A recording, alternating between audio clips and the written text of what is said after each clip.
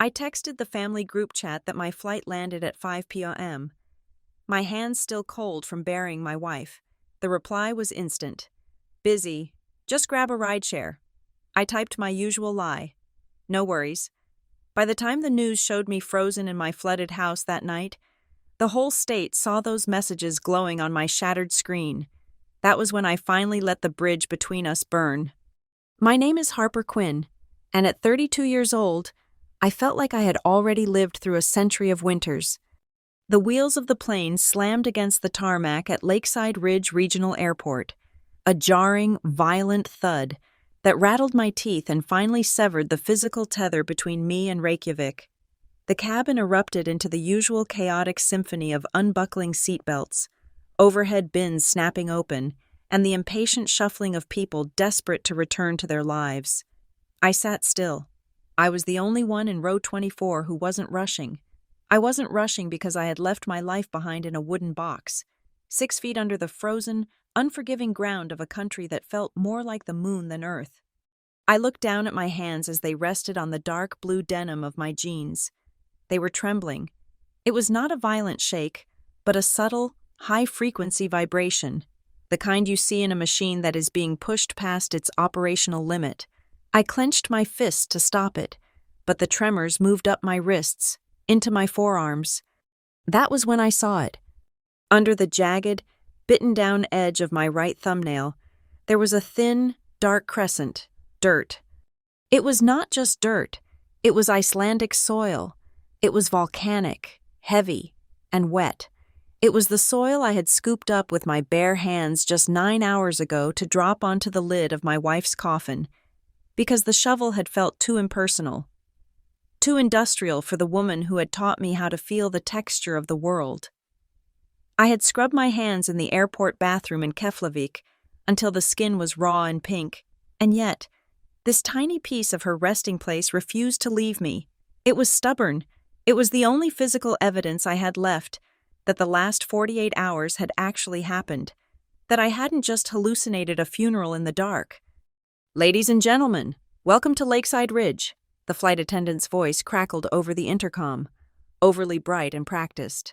"The local time is 5 p.m., and the temperature is a chilly 10 degrees.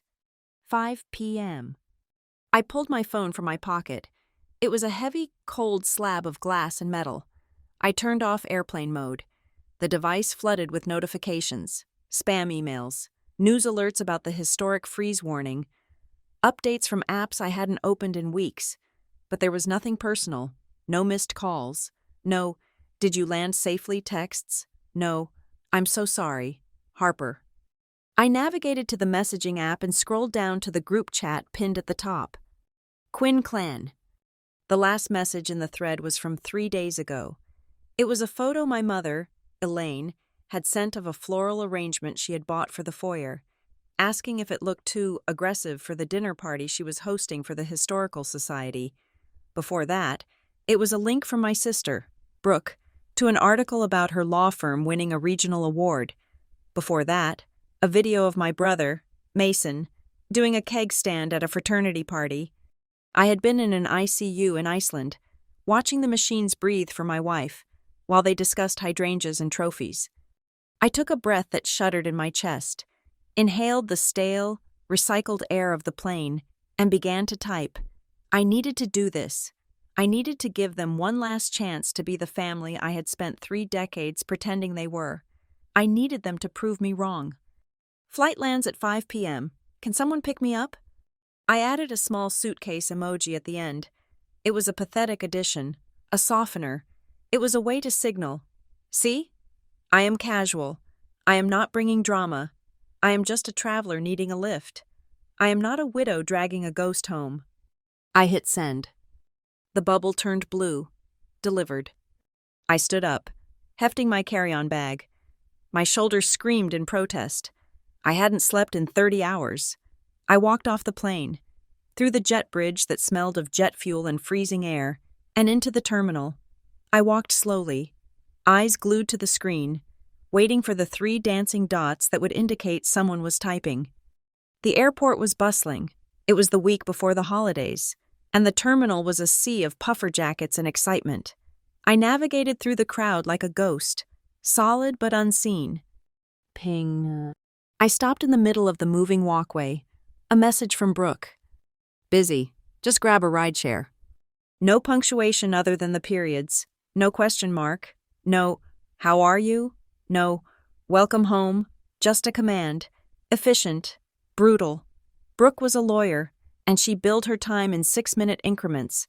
Clearly, I wasn't worth the .1 billable hour it would take to be kind. My stomach twisted, a cold knot tightening under my ribs. Ping. Mom.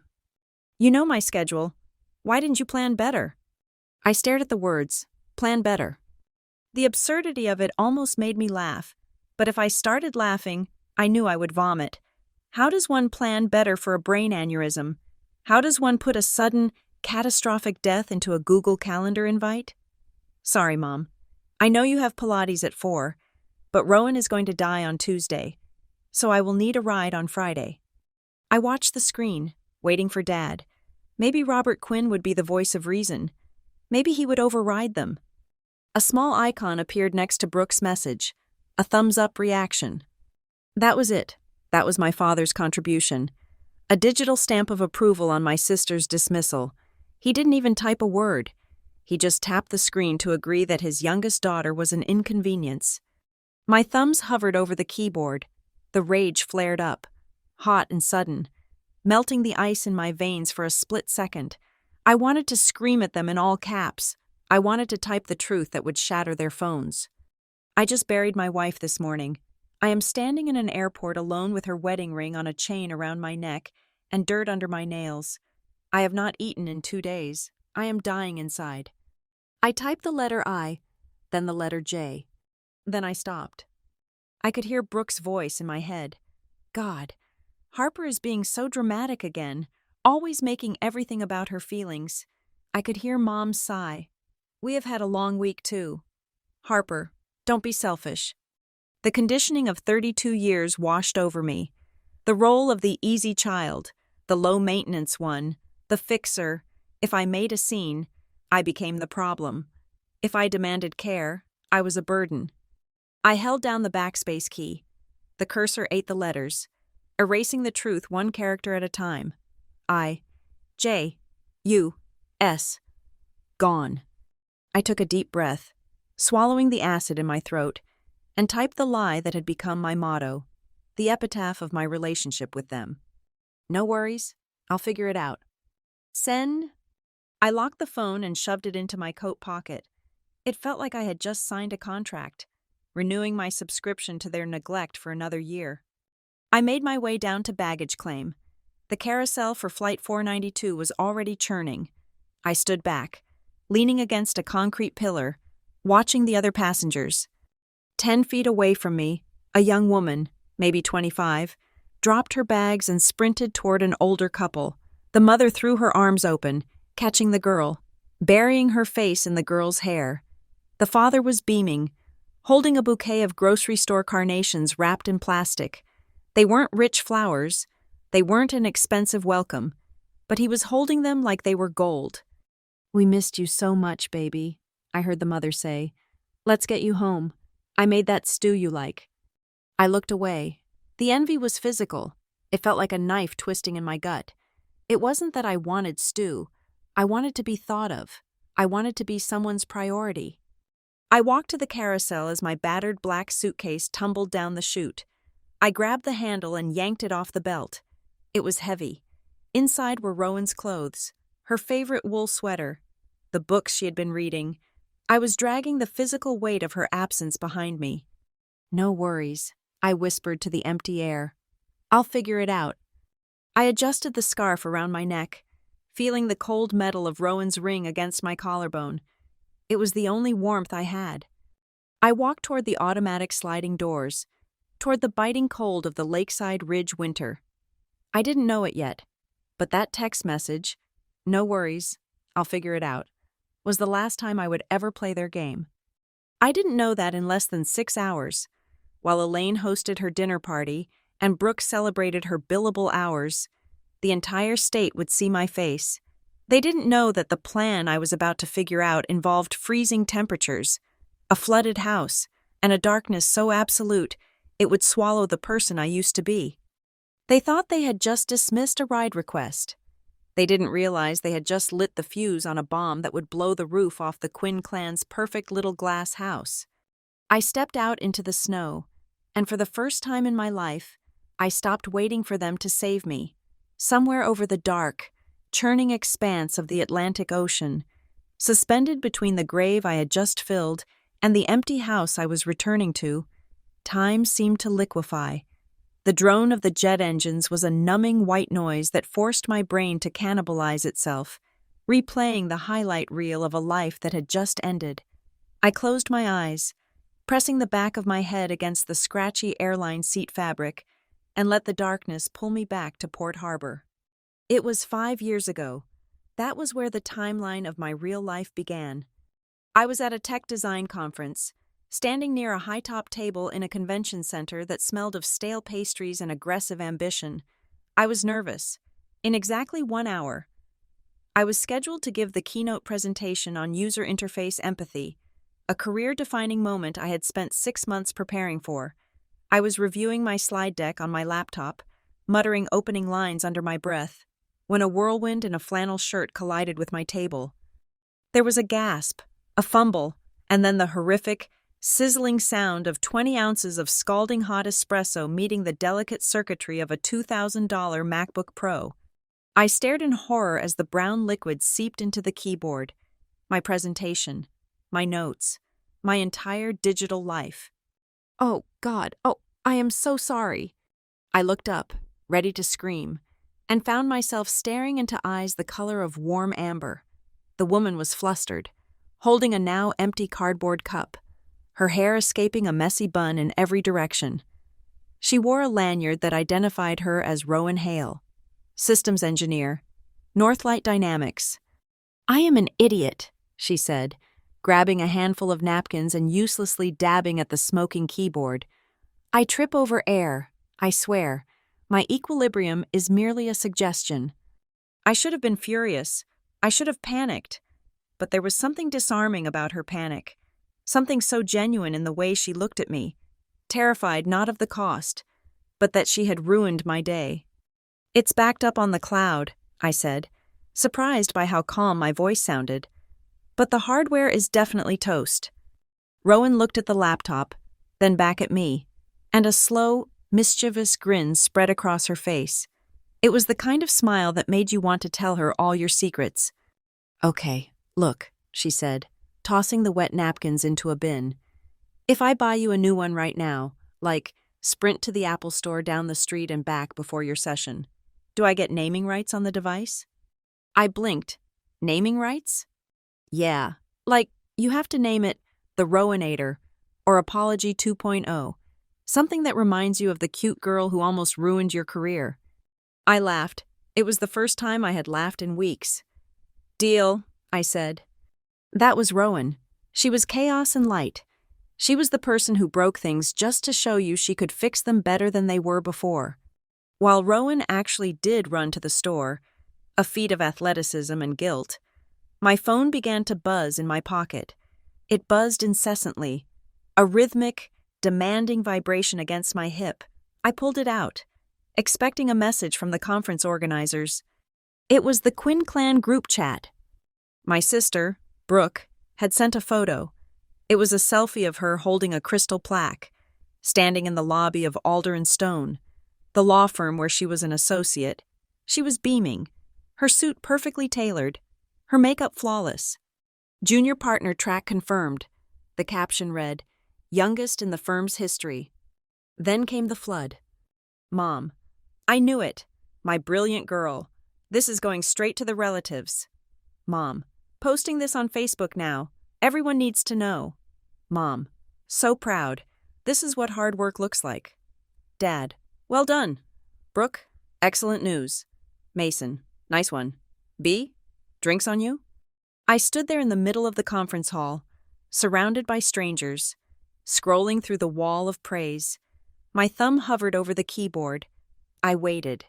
I waited for one of them to remember what day it was. I had sent them the itinerary weeks ago. I had reminded them yesterday on the phone. Big day tomorrow. Keynote speech. 4,000 attendees. I watched the chat for 5 full minutes. The messages kept coming. Dissecting Brooke's outfit, asking about her bonus, planning a celebratory dinner for next weekend. Nothing for me, not a single good luck, not even a thumbs up emoji. When Rowan came back, breathless, clutching a white box like a trophy, she saw my face before she saw the phone. She set the box down and leaned in, her playfulness vanishing into sharp concern. "Hey," she said, her voice dropping an octave. "You okay? Did the hard drive fry?" I shook my head, quickly locking the screen. "No, just family stuff." Rowan glanced at the phone in my hand, then at the lanyard around my neck that listed my name and speaker title. She did the math instantly. She didn't know me, but she saw me.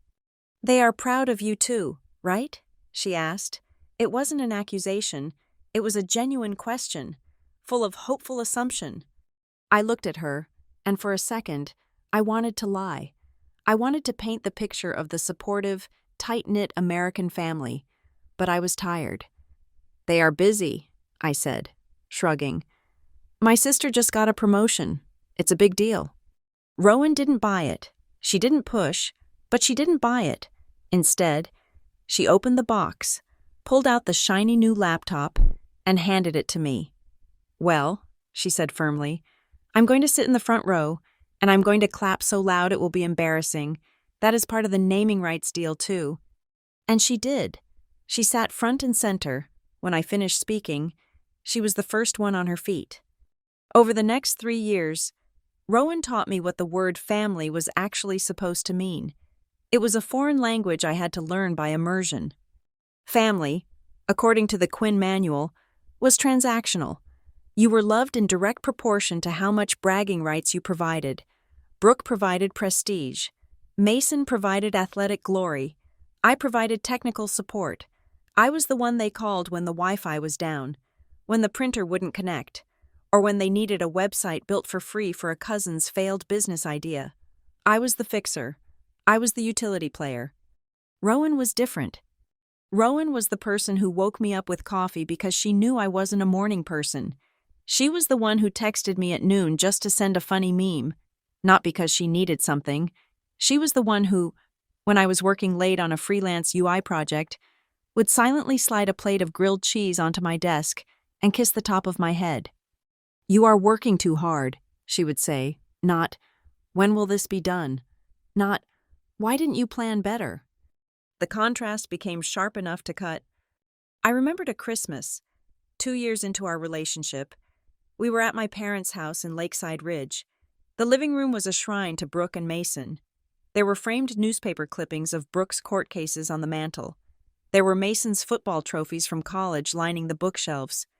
My corner of the room had a graduation photo from design school, tucked behind a poinsettia plant. "So, Harper," my father, Robert, said, carving the turkey. "Still doing that computer thing from home?" "I am a senior interface designer. Dad," I said, trying to keep my voice light. "I lead a team of 10 people." Right. He waved the knife dismissively. "Remote work. Must be nice to sit in pajamas all day. Brooke was in the office until 9 last night. Real grind." I saw Rowan's hand tighten around her wine glass. Her knuckles turned white. I placed my hand over hers under the table, squeezing gently. "Let it go." I signaled, "It is fine." But it wasn't fine. It never was. The breaking point, or what should have been the breaking point, came when we decided to get married. We wanted something small, just us, a few friends, by the lake where we had our first real date. I called my mother, Elaine, bubbling with the kind of nervous excitement I hadn't felt since I was a child. "Mom, Rowan and I are getting married," I said. There was a pause on the line, a long, heavy silence that sucked the air out of the room. "Oh," she said finally. Her tone wasn't joyful. It was measured, calculating. "That is, sudden. We have been together for 3 years, Mom." I know, she sighed. "It is just, well, are you planning to put this on Facebook?" I froze. What? You know how the neighbors are. Harper, the Hendersons just moved in next door, and they are very conservative. I just don't want a lot of questions. If you make a big production out of it, people will talk. Just keep it tasteful, quiet. Tasteful, quiet, code words for hidden. I swallowed the lump in my throat. I see. And check with Brooke, she added, moving on as if discussing a grocery list. She is prepping for that massive liability case. I doubt she can fly out for a wedding unless you schedule it around her court dates. I called Brooke next. I can't believe you are doing this now, Brooke said, the sound of typing furious in the background. I am drowning in discovery documents. Harper, I literally sleep 4 hours a night. Can't you wait until the spring? Or just go to the courthouse? Why do you need a whole ceremony? Because I love her, I whispered, feeling like a child asking for permission to have a birthday party. Look, I'll try, Brooke snapped. But don't count on it. I am busy. Real life doesn't stop just because you are playing house. Playing house. That night, I cried in the bathroom so Rowan wouldn't hear me. But of course, she knew. She found me sitting on the edge of the tub, red-eyed and shaking. She didn't ask what they said. She knew the script by heart. She knelt in front of me, taking my face in her hands. Her thumbs brushed away the tears. We don't need them, Rowan said fiercely. We make our own family, you and me. That is the only unit that matters. They are just busy, I sobbed, repeating the lie I had told myself since I was 7 years old. They love me. They are just bad at showing it. Rowan didn't argue. She just pulled me into her arms and held me until the shaking stopped. She protected me from the truth I wasn't ready to see. That to the Quinn family. I was an accessory. I was background noise. I was safe to ignore because I never demanded to be heard. I sat there in the dark airplane cabin, the memory fading as the turbulence shook the frame of the jet. I looked down at the empty seat next to me. Rowan had been right. We didn't need them. But now, Rowan was gone, and I was flying back to the people who had asked me to keep my love quiet, returning to a house that was empty, armed only with the realization that their busyness was just a polite word for indifference. I turned the ring on my necklace, the metal warm from my skin. The flight attendant walked by, offering water. I declined. I didn't want water. I wanted the last 5 years back. I wanted to go back to that coffee shop and freeze time in the moment before the espresso hit the laptop, back when my biggest problem was a fried hard drive, not a shattered life. But the plane kept moving, dragging me relentlessly toward Lakeside Ridge, toward the cold, and toward a family that had no idea that the daughter they treated as a ghost was about to become very, very real. The assignment from Northlight Dynamics was supposed to be a temporary adventure, not a sentence. When Rowan came home waving the offer letter for a 12-month lead engineer position at their Reykjavik branch, her face was glowing with the kind of excitement that usually precedes a major life event. I told her to go.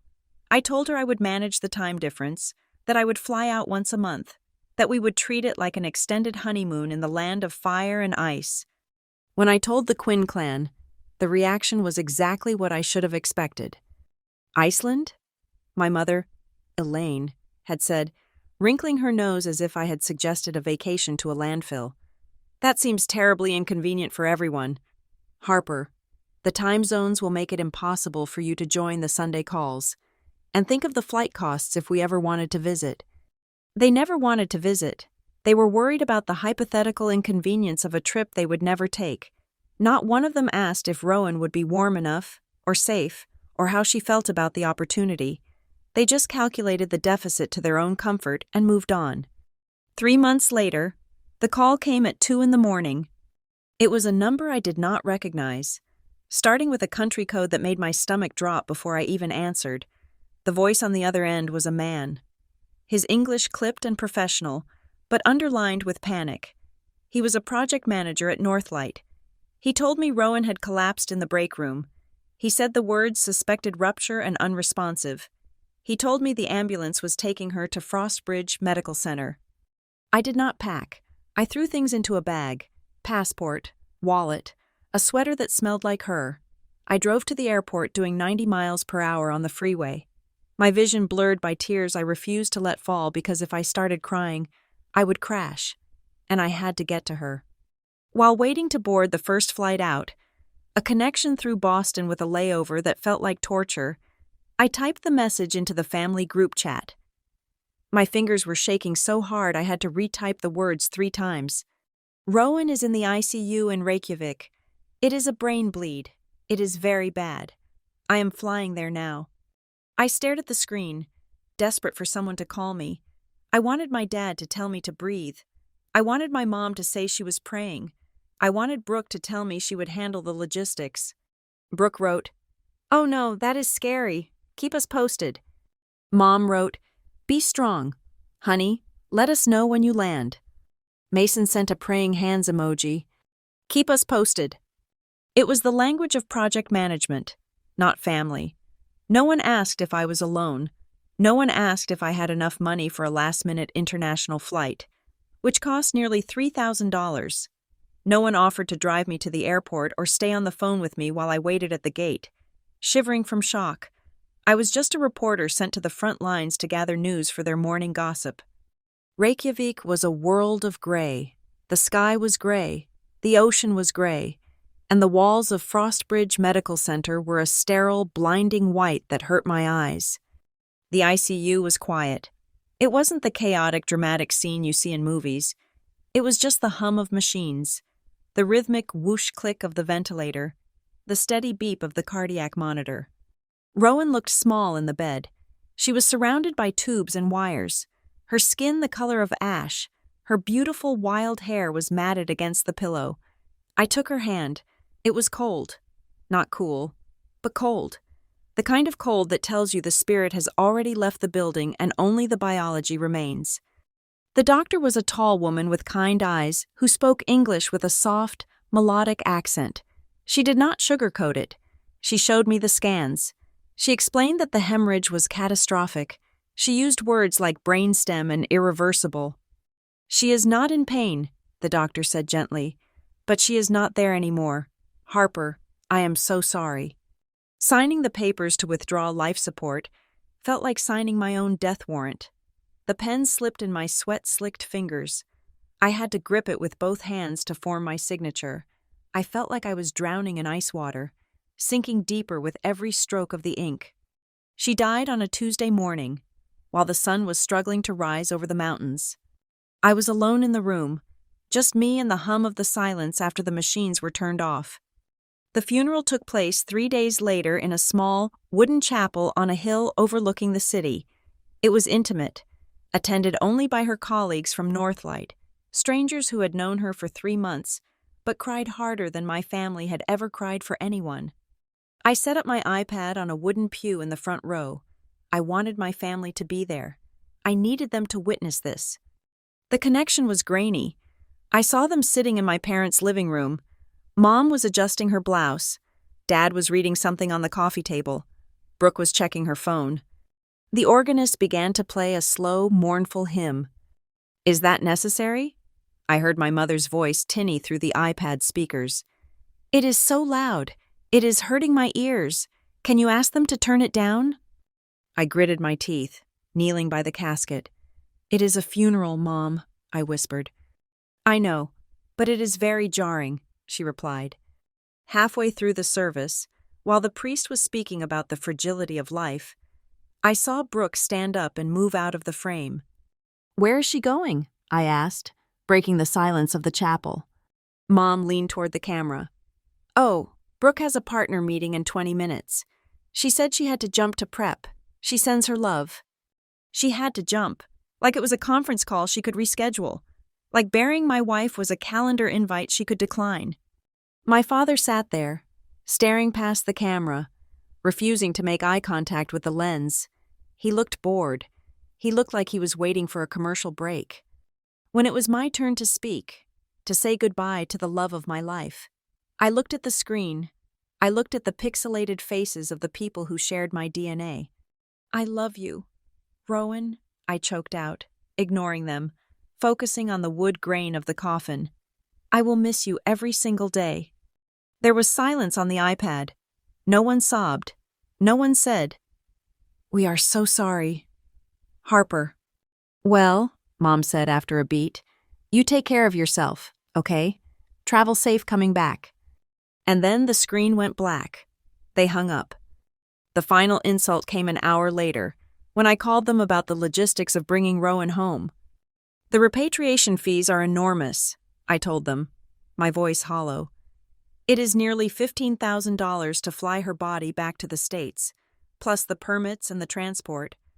I waited for my father to say, "We will help you." I waited for Brooke, with her junior partner's salary, to say, "Put it on my card."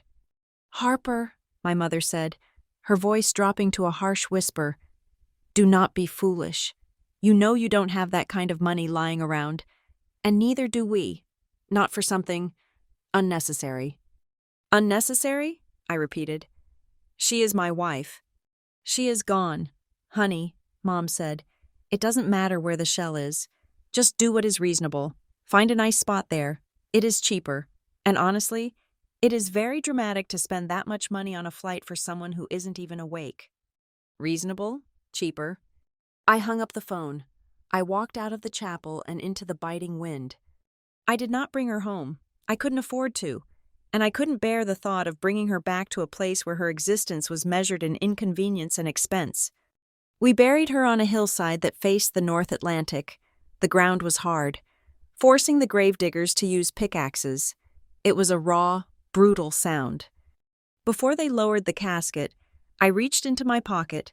I pulled out a crumpled piece of paper. It was a ticket to a symphony orchestra performance in Boston, dated for next month. We had bought them for our anniversary. We were supposed to wear fancy dresses and drink bad champagne during the intermission. I smoothed the ticket out against the cold wood of the coffin lid. "I am sorry," I whispered, the wind tearing the words from my mouth. "I am so sorry I couldn't take you." I slipped the ticket into the gap between the handles. I left her there, under the gray sky, thousands of miles from the place she had called home, because my family thought bringing her back was a bad investment.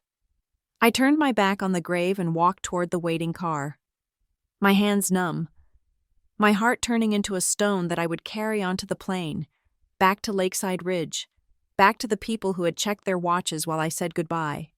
The ride from the airport to my house was a blur of white headlights, cutting through a darkness that felt physical. The radio in the rideshare was tuned to a local news station. The announcer's voice tight with urgency. He kept repeating the phrase, "historic freeze," and once-in-a-century weather event. He warned residents to keep their faucets dripping, to check on their elderly neighbors, and to ensure their heating systems were running at a minimum of 65 degrees to prevent infrastructure failure. I sat in the back seat, shivering despite my wool coat, staring out at the snow-blind streets of Lakeside Ridge. The town looked like a mausoleum. The trees were coated in a thick, translucent layer of ice that bowed their branches down to the asphalt.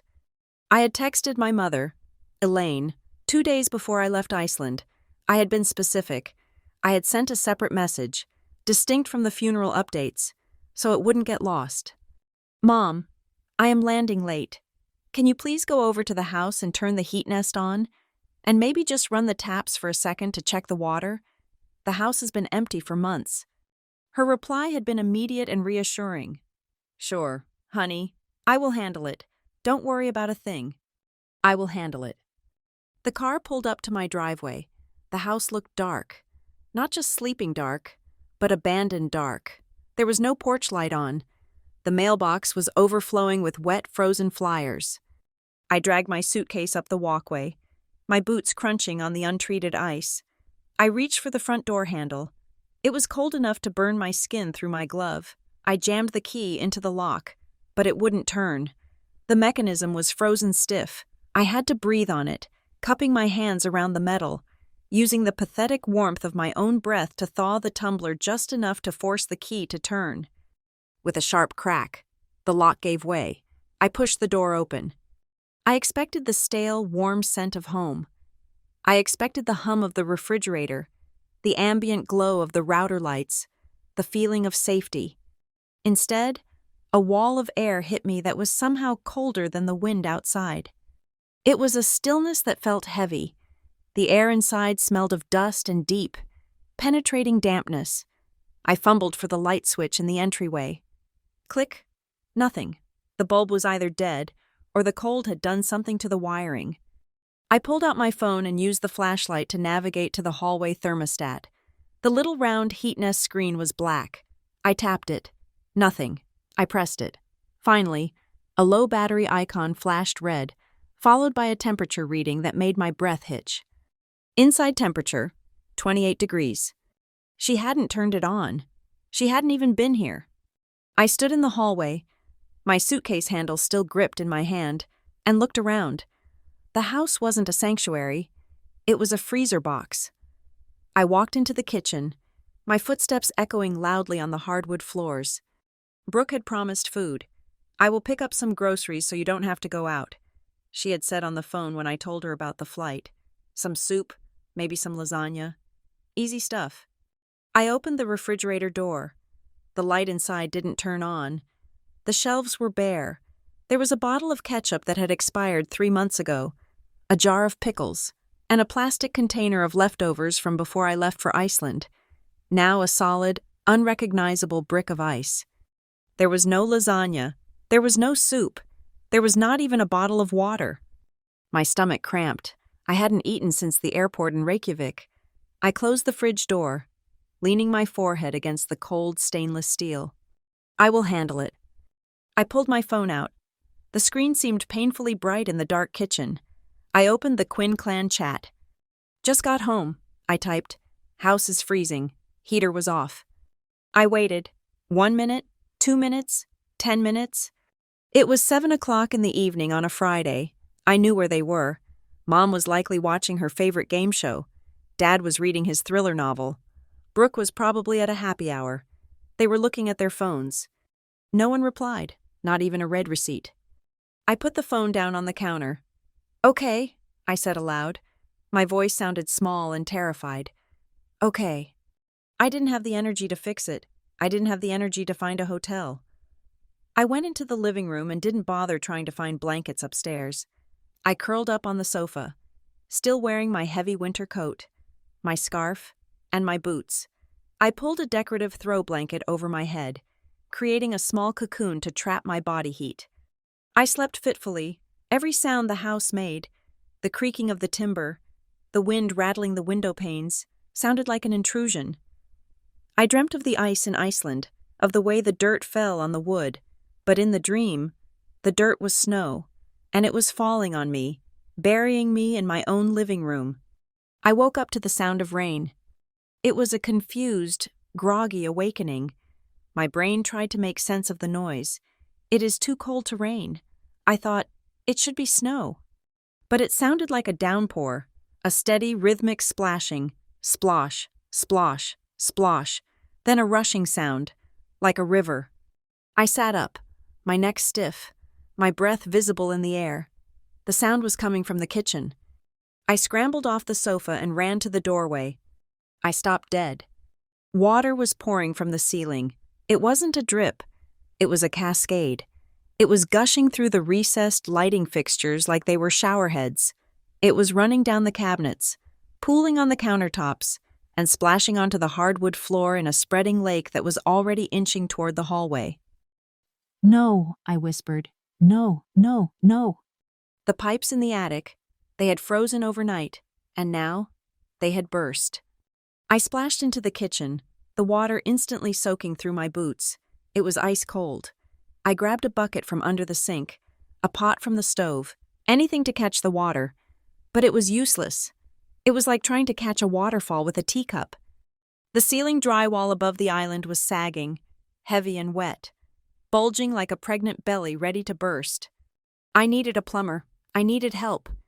I ran back to the living room, grabbing my phone with trembling hands. I searched for emergency plumber Lakeside Ridge. I called the first number. "Lakeside Plumbing. Please hold." Click. Music. I called the second number. "This is Mike. I am currently booked out for the next 4 days due to the weather event. Leave a message." I called the third, fourth, and fifth numbers. Every single one was the same. The entire city was falling apart. The freeze had snapped pipes in 1,000 homes. I looked at the water rising in my kitchen. It was destroying everything. The cabinets Rowan and I had painted together. The floor we had saved up for 2 years to install. I dialed Brooke. She answered on the second ring, her voice groggy. "Harper, it is 7 in the morning. What is it?" "Brooke, I need help," I said, my voice cracking. "The pipes burst. The ceiling is collapsing. There is water everywhere and no heat. I can't stay here. Can I come over? Just for a night or two until I get a plumber?"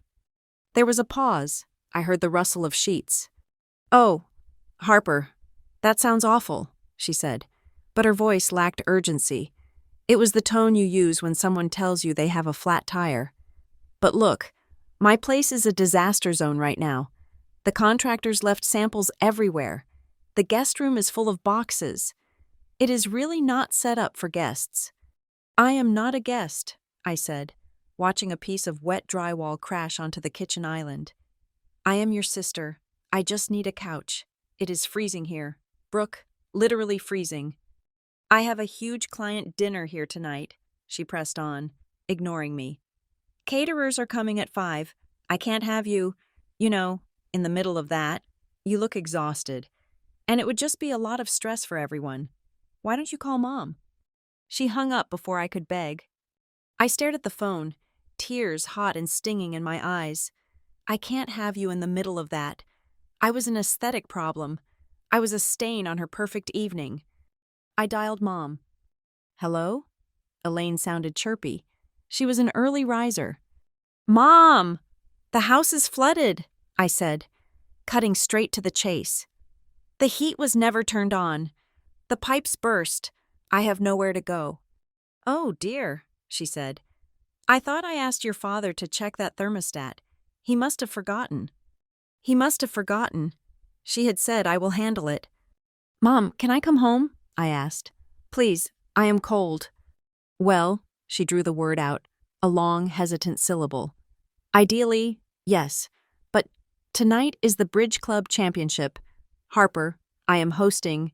I have 12 ladies coming over, and we are setting up tables in the living room and the den. If you come over with all your luggage and, well, looking like you do, it is going to disrupt the whole flow. I have been planning this for weeks." "Mom," I said, my teeth chattering, "I might have hypothermia." "Don't be dramatic. Harper," she snapped. "Just go to a motel. There is that nice one out on the highway. We will reimburse you, okay? I just can't handle a crisis today. I really can't." The phone shuffled. I heard my father's voice in the background. "Is that Harper?" "Yes, she has a leak," Mom said. "Tell her to keep the water moving." Dad's voice came closer. Then he was on the line. "Harper? Bad luck, kid. Hey, stay warm, okay? Put on an extra sweater." "Dad, Mom needs the line for the caterers," he said. "Good luck." Click. I lowered the phone. The sound of the water was deafening now. The ceiling above the sink gave way with a sickening tear, sending a slurry of wet insulation and gypsum board crashing onto the counter. I was standing in 2 inches of water. The temperature was dropping. My hands were blue. My family was 20 minutes away, in a warm house with a full fridge and guest beds that were empty, but they were full of boxes and card tables. I was not worth disrupting a bridge game. I was not worth moving a box. I waded toward the basement door. The main water shutoff valve was down there.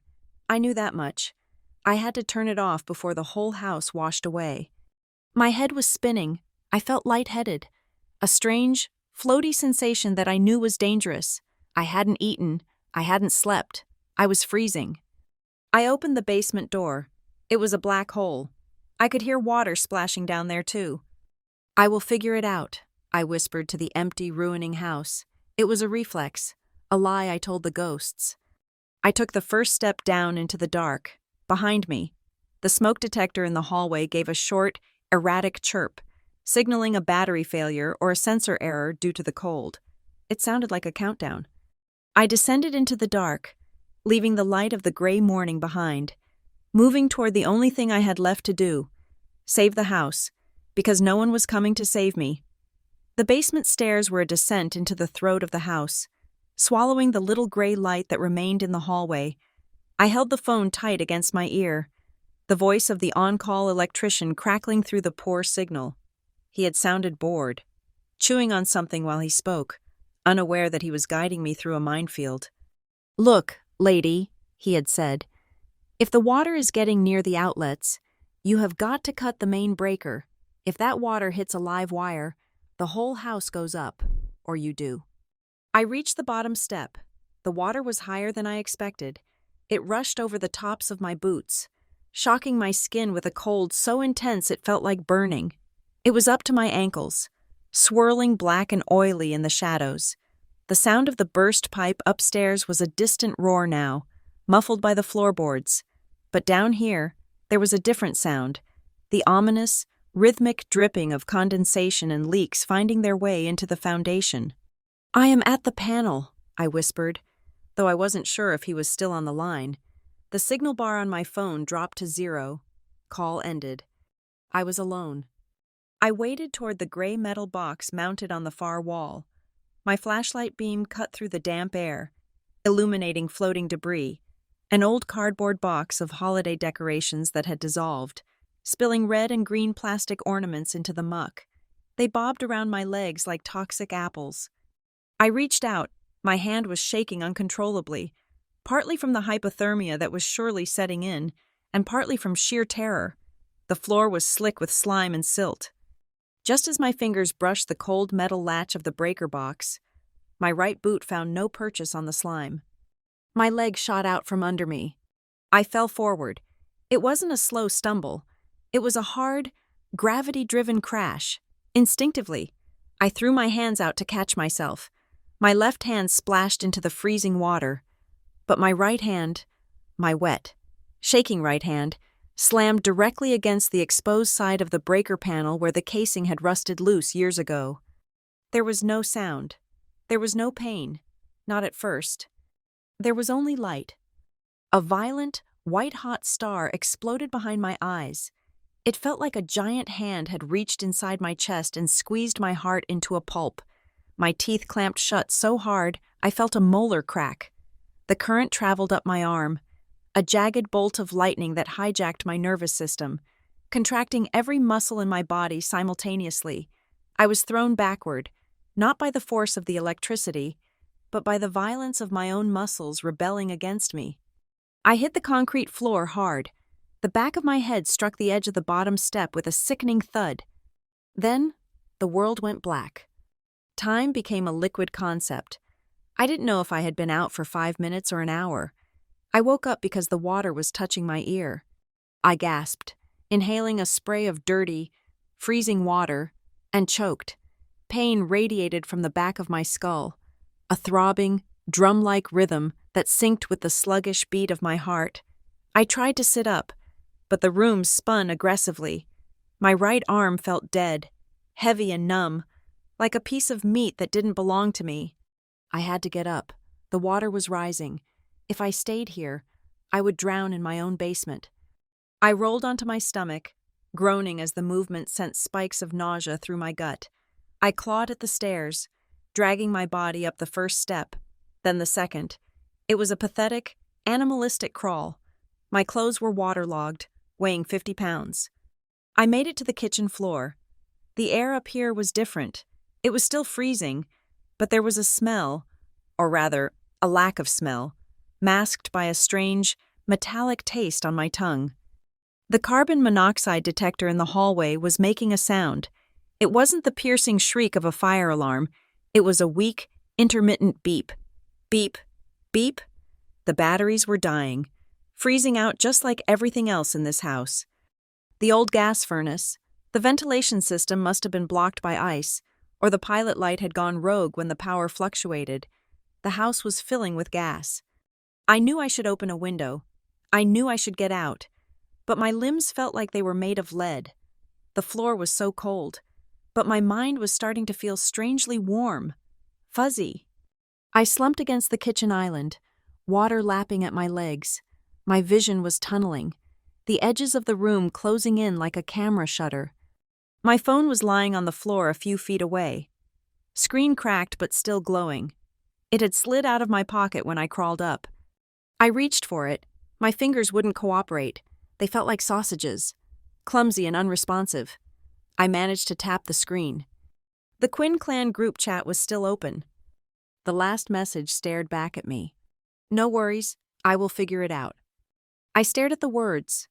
They didn't look like my words anymore. They looked like an epitaph. "I can't," I whispered. My voice was no louder than a breath. "Mom, I can't figure it out." My head lolled back against the cabinet. The beeping of the alarm sounded like a lullaby now. It was peaceful. Actually, much more peaceful than the airport. Much quieter than the grief. I closed my eyes. Just for a second. Just to rest. Across the street, Diane Morales was pouring her third cup of tea.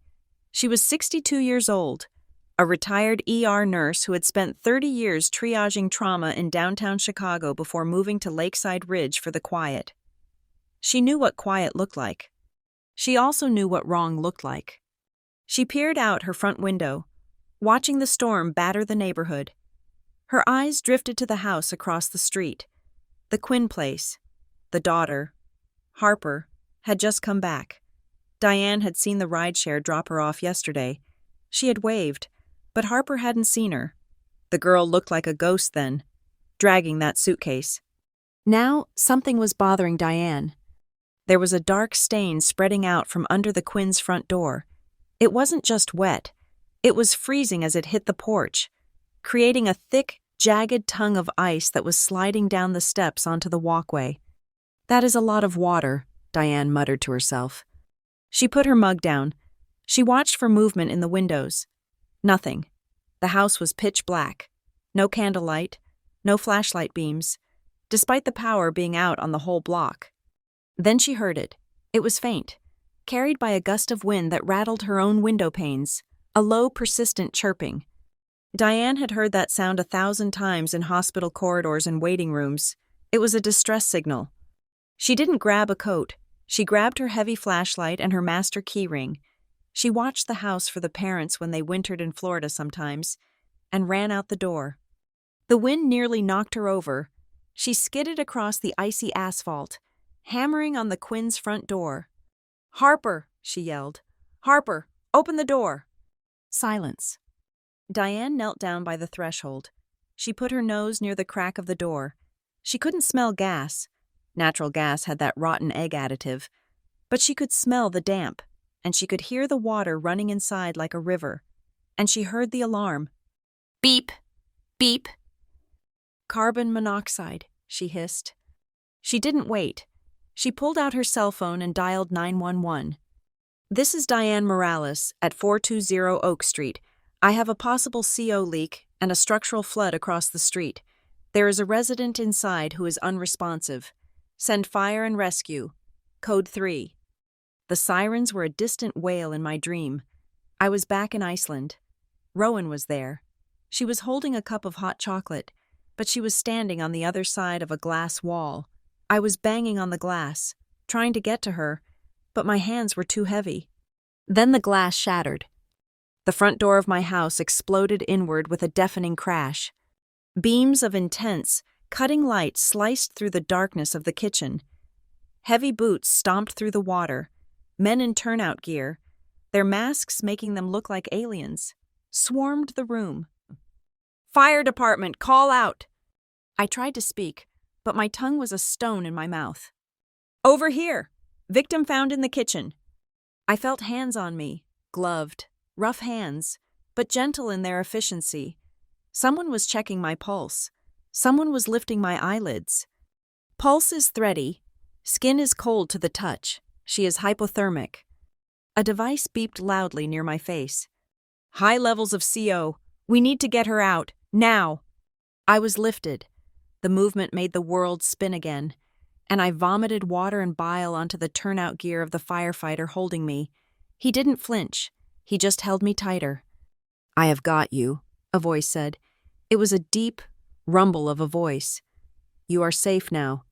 They carried me out into the snow. The cold air hit my lungs like knives, but it was oxygen. It was life. As they loaded me onto the gurney, A younger paramedic, a kid who looked no older than 22, stayed behind for a second to sweep the area for ID or medication. He saw the phone lying in the puddle on the floor. He picked it up, wiping the water off the cracked screen with his gloved thumb. The backlight flickered on one last time before the battery died. He froze. He read the text chain. Flight lands at 5 p.m. Can someone pick me up? Busy. Just grab a rideshare. Why didn't you plan better? No worries. I will figure it out. The paramedic looked up. He looked at the flooded, ruined house. He looked at the water pouring from the ceiling, the ice on the walls, the place where a woman had almost died alone in the dark. He looked at his partner, who was securing the oxygen mask over my face in the ambulance. Hey, Miller, the kid said, his voice shaking slightly. What? The older medic yelled over the wind. The kid shoved the phone into his pocket, as if the device itself was radioactive. If I told you what I just read, he said, shaking his head, you would think I was making it up. He jumped into the back of the ambulance, and the doors slammed shut, sealing me in with the noise and the light, leaving the silence of the empty house behind. Consciousness returned to me not as a flood, but as a slow, painful assembly of parts. First came the sound, the rhythmic, incessant ping of a cardiac monitor and the squeak of rubber-soled shoes on linoleum. Then came the smell, sharp antiseptic, bleached sheets, and underneath it all, the lingering, phantom scent of scorched ozone. I opened my eyes. The light was aggressive, a fluorescent white that made my head throb. I was in a hospital bed, wires taped to my chest, an IV line snaking into the bruised skin of my left hand. A doctor stood at the foot of the bed, reviewing a chart on a tablet. He looked tired. Welcome back, Ms. Quinn, he said, his voice level. I am Dr. Evans. You are at St. Lucia General. I tried to sit up, but a wave of nausea pushed me back down. What happened? My voice sounded like gravel rattling in a tin can. You have had quite a night, Dr. Evans said, tapping the screen. You are being treated for significant hypothermia. Your core temperature was down to 94 degrees when they brought you in. You also have a concussion from the fall, a nasty electrical burn on your right forearm, and carbon monoxide poisoning. Your CO levels were at 25%. He paused, looking me directly in the eyes. To be frank, Harper, if that neighbor hadn't called 911 when she did, if you had been in that house for another hour, we wouldn't be having this conversation. You would be in the morgue. Another hour. The difference between life and death was 60 minutes and a nosy neighbor. A nurse bustled in, checking the IV drip. She had kind eyes but a no-nonsense manner. She began asking the standard discharge planning questions, even though I clearly wasn't going anywhere yet. We need to establish your post-discharge plan, she said, pen hovering over a clipboard. Protocol says you need someone with you for the first 48 hours. You cannot be alone, especially with the concussion and the CO recovery. Who can we call to stay with you? I froze. Who could they call? I thought of the messages. Busy. Just grab a rideshare. Plan better. My family, I started, then stopped. The shame was a hot flush rising up my neck. They are very busy right now. My sister has a big case. My mother has an event. The nurse stopped writing. She looked at me, then down at her clipboard. She didn't ask a follow-up question. She didn't push. She simply wrote 3 words in the box marked social history. I could read them upside down. Limited family support. It was the first time I had ever seen my reality written down as a medical diagnosis. It stung more than the burn on my arm. We will figure something out, she said softly, adjusting my blanket. Why don't you rest? I will leave the TV on low for some background noise. She clicked the remote, and the wall-mounted television flickered to life. It was tuned to the local news channel, WLSR. I closed my eyes, drifting in and out of a medicated haze, listening to the weather report about the historic freeze that was still paralyzing the county. Then, the tone of the anchor changed. And now, A story that is gripping Lakeside Ridge tonight. It is a tale of survival, tragedy, and a digital cry for help that went unanswered. My eyes snapped open. On the screen was a graphic. It was a silhouette of a woman standing in snow. The headline in bold, red letters read, "Frozen out," the text messages that shocked a city. The camera cut to a reporter standing in front of a house, my house. It was wrapped in yellow caution tape. The front door was boarded up where the fire department had smashed it in. "I am Miguel Alvarez," the reporter said, his collar turned up against the wind. "We are standing outside the home where a local woman was rescued late last night, mere minutes from death. She had just returned from Iceland, where she had buried her wife alone." My breath hitched. They knew. How did they know? Sources tell us that the victim, whose name we are withholding out of respect for her privacy, arrived at the airport yesterday evening, alone, grieving, and when she reached out to her family for help, this is the response she received. The screen changed. It wasn't a silhouette anymore. It was a recreation of a text message interface. The bubbles popped up on screen, animated, with a voiceover actor reading them. First bubble: "Flight lands at 5 p.m. Can someone pick me up?" Second bubble: "Busy, just grab a rideshare." Third bubble: "Why didn't you plan better?" Fourth bubble: "No worries, I will figure it out." Hearing those words read aloud by strangers, a deep, professional male voice for the narrator, a dismissive female tone for the replies, was like being stripped naked in the middle of Times Square. It was brutal. It stripped away all the context of just a bad day or family dynamics and left only the raw, ugly neglect exposed. The camera cut back to Miguel. Firefighters found the woman unconscious in a flooded kitchen, the victim of a burst pipe, electrical shock, and carbon monoxide poisoning. Her phone was found by her side, still displaying that final message. "No worries," a phrase that, for this woman, almost became her epitaph. The report cut to an interview with Diane Morales. She was wrapped in a shawl, standing on her porch. "She is a good girl," Diane told the camera, looking fierce. "She just lost her wife, and nobody came. I saw that house go dark, and I knew. You don't leave people alone when they are hurting. You just don't." I watched, stunned. Tears leaked from the corners of my eyes, sliding into my ears. I wasn't crying because I was sad. I was crying because, for 32 years, I had been convinced that I was the problem. I thought I was too needy, too dramatic. But looking at it on the screen, seeing the shock on the reporter's face, I realized I am not the crazy one. The nurse came back in to check my vitals. She saw me watching the screen. "That is awful, isn't it?" she murmured, not realizing she was talking to the subject of the story. "My daughter showed me on Twitter. It is trending. Everyone is using these hashtags." She turned her phone screen toward me. "No worries, girl. Someone pick me up." I reached for my own phone on the bedside table. The screen was cracked, but it worked. I opened social media. It was an avalanche. Thousands of people were sharing the clip.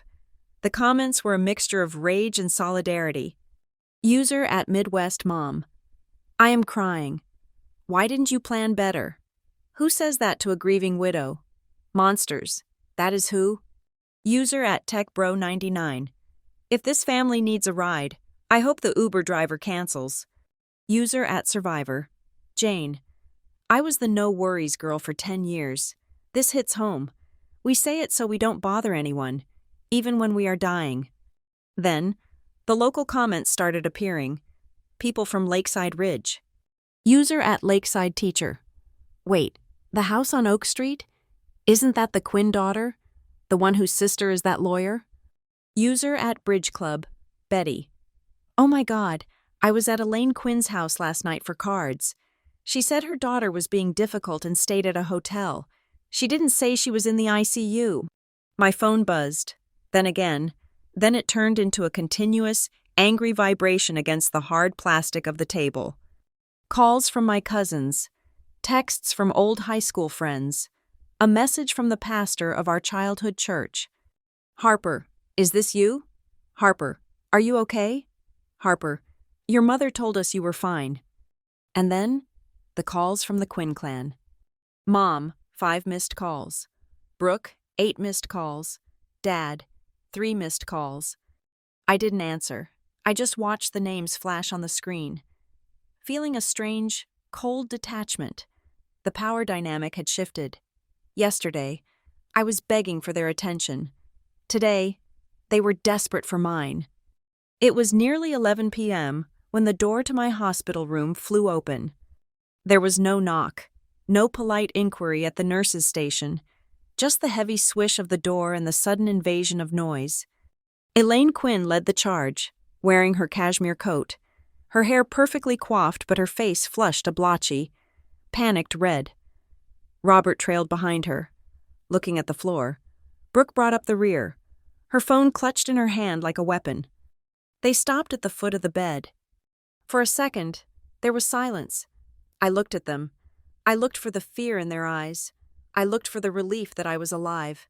I looked for the horror of knowing I had been electrocuted and poisoned. I saw none of that. I saw embarrassment. I saw damage control. "Oh my God, Harper," Mom said, breathless. She didn't rush to hug me. She didn't touch my hand.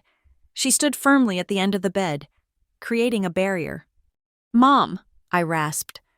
"We have been calling you for an hour," Brooke snapped, stepping forward. She looked furious. "Why isn't your phone on? Do you have any idea what is happening out there?" I was unconscious. "Brooke," I said, my voice quiet. "And then I was getting an MRI. "Well, it is a disaster," Elaine interrupted, waving her hands. "The phone hasn't stopped ringing. The Hendersons called. Even Father Mike called. They are asking if we are the people in that news report." She looked at me, her eyes wide with a frantic, pleading intensity. "Harper, you have to tell them," she said. "That news report, that reporter, he twisted everything. He made it sound like we abandoned you. He made it sound like we didn't care." I stared at her. I waited for the sentence to finish. I waited for her to say, "But thank God you are safe." It didn't come. "That news report made everyone misunderstand," Elaine said, her voice trembling with the injustice of it all. "They think we are monsters. Harper, you know we aren't monsters. We were just busy. It was a miscommunication." "A miscommunication," I repeated slowly. "Yes," Brooke chimed in.